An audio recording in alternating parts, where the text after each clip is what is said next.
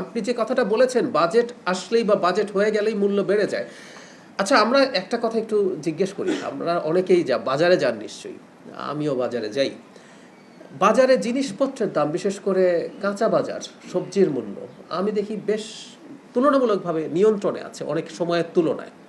আমি এই কথাটা বলতে চাইছি, এই প্রবণতা আছে, এই প্রবণতা রিভার্সালও শুরু হয়েছে। এখন ভর্তুকির সংকটটা আপনি খুব ভালোভাবে নিশ্চয়ই জানেন। আমরা যখন ভর্তুকিতে এত বেশি খরচ করে ফেলি, সরকারের কিন্তু আরও অনেক উন্নয়ন প্রকল্প আছে এবং সামাজিক নিরাপত্তার প্রকল্প আছে। আমরা স্বাস্থ্যের ক্ষেত্রে বড় ব্যয় করতে চাই, শিক্ষায় চাই এবং সোশ্যাল সেফটিতে আপনারা ফার্মার্স কার্ডের কথা জানেন, আপনারা ফ্যামিলি কার্ডের কথা জানেন। সো ওগুলোর ব্যয় সংস্থানও তো আসলে আমাদেরকে করতে হবে। আমি এটা আপনার সাথে যোগ করি, যদি কিছু মূল্য বাড়েও এটা উচিত হবে না, সরকারের বাণিজ্য মন্ত্রণালয় এই ব্যাপারে সতর্ক থাকবে। কিন্তু একই সাথে আমি এই কথাটা বলতে চাই, সেটা হচ্ছে যদি কারো উপরে চাপ পড়ে, ওই ভালনারেবল গ্রুপটাকে কিন্তু আমরা রক্ষা করছি। আমরা বিদ্যুতের দাম তাদের জন্য বাড়াইনি, আমরা তাদের জন্য জ্বালানির দাম বাড়াইনি, এবং তারা আবার সরকারের কাছ থেকে অনেকেই ভাতা পেতে শুরু করবেন। এই বাজেটে একটা বড় পার্সেন্টেজের মানুষ ফ্যামিলি কার্ড পেয়ে যাবেন। সুতরাং তাদের ওই চাপ, একই সাথে অন্যান্য যেসব সেফটি আছে, আমাদের টিসিবির যেসব প্রকল্প ছিল বা অন্যান্য যেসব সেফটি নেটের প্রকল্প ছিল, সেগুলো বলবৎ থাকছে। সুতরাং এইটা আশা করি খুব বড় ইম্প্যাক্ট ফেলবে না। আমি একই সাথে আপনি আবারও বলছি, এর মানে এই না যে বাজারে যে অন্যায্যভাবে অন্যায়ভাবে মূল্য বৃদ্ধি হয় সেটা নিয়ে সরকার কাজ করবে না। সরকার নিশ্চয়ই কাজ করবে। বিইআরসি তো একটা কোয়াজি জুডিশিয়াল প্রতিষ্ঠান, ওইটা শুধু সরকার না, ওইটা একটা স্বাধীন প্রতিষ্ঠান, সে তার মতো করে কাজটা করে। সো তারা শুনানি করেছেন, তারা শুনানি করে তাদের কাছে মনে হয়েছে বিদ্যুতের দাম বৃদ্ধি করা দরকার, সেটা করেছেন। সরকার তার জায়গায়, সরকার কিন্তু এখানে একটা পক্ষ, সরকার কিন্তু এখানে বিইআরসি না, বিইআরসি একটা স্বাধীন প্রতিষ্ঠান। সরকার মনে করেছে এর পরবর্তীতে যে সরকার এই গ্রুপটাকে আসলে সরকার একটা সেফটি দিতে চায়, তার চাপ কমাতে চায়, তারপর সরকার আসলে এই ব্যাপারে অ্যাপিল করেছে। সো দুই জিনিস, ওখানে একটা মধ্যবর্তী প্রতিষ্ঠান হিসাবে, মানে এটা একটু বলি, জনগণ নিশ্চয়ই বুঝবেন, মানে বিইআরসির প্রয়োজন কেন হয়েছিল। এই আলাপটা এই কারণে এসেছিল যে বিদ্যুৎ খাত তো আসলে প্রতিযোগিতার মধ্যে নাই, একমাত্র বিক্রেতা হচ্ছে সরকার। যদি এমন হতো যে বিদ্যুৎ খাতে আরও অনেক বেসরকারি বিক্রেতা আছে, তখন একটা কম্পিটিশনের প্রশ্ন ছিল। এখন সরকার যখন একা বিক্রেতা এবং আমরা বাধ্য সরকারের কাছ থেকে বিদ্যুৎ কিনতে, সেই কারণে এই কমিশনটা তৈরি হয়েছে, যাতে আমি সরকার যখন বিদ্যুতের মূল্য বৃদ্ধি করতে যায় অ্যাটলিস্ট একটা হিয়ারিং যাতে হয়।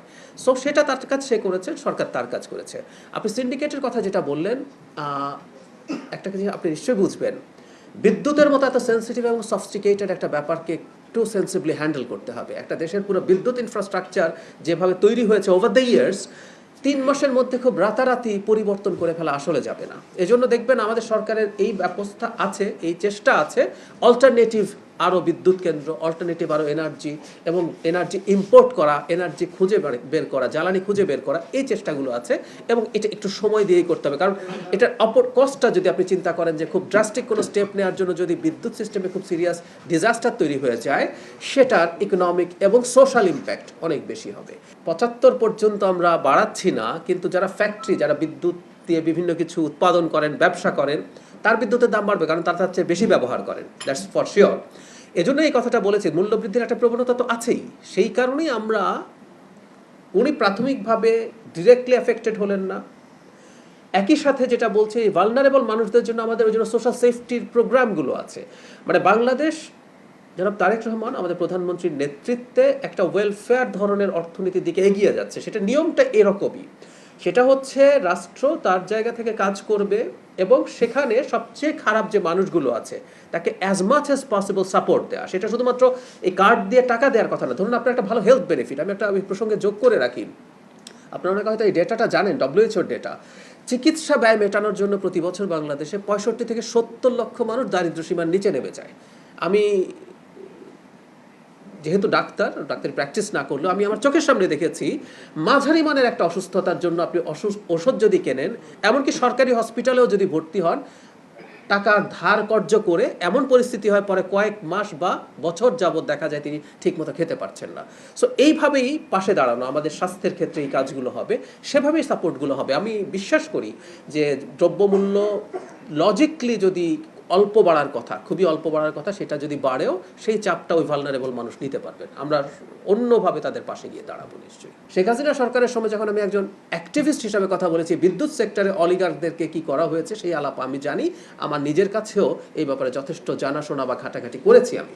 সেই কারণে বলছি, আমরা অল্টারনেটিভ মানে প্রথম কথা হচ্ছে আমাদের দেশে জ্বালানি, আপনারা খেয়াল করেছেন আমরা অফশোর মানে গ্যাস উত্তোলনের জন্য অলরেডি কাজ শুরু করেছি, আমাদের অনশোর যা আছে সেটা করব।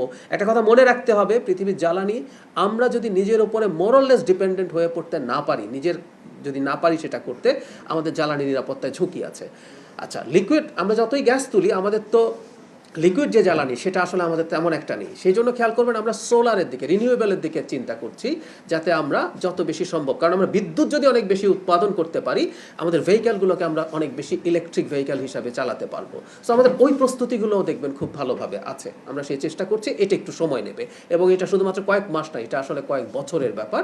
সরকার সেই ব্যাপারে কাজ করছে। আমি আশা করি যে এই সরকারের যে মেয়াদ যত আগাতে থাকবে, দেখবেন এগুলো ভিজিবল হতে শুরু করেছে।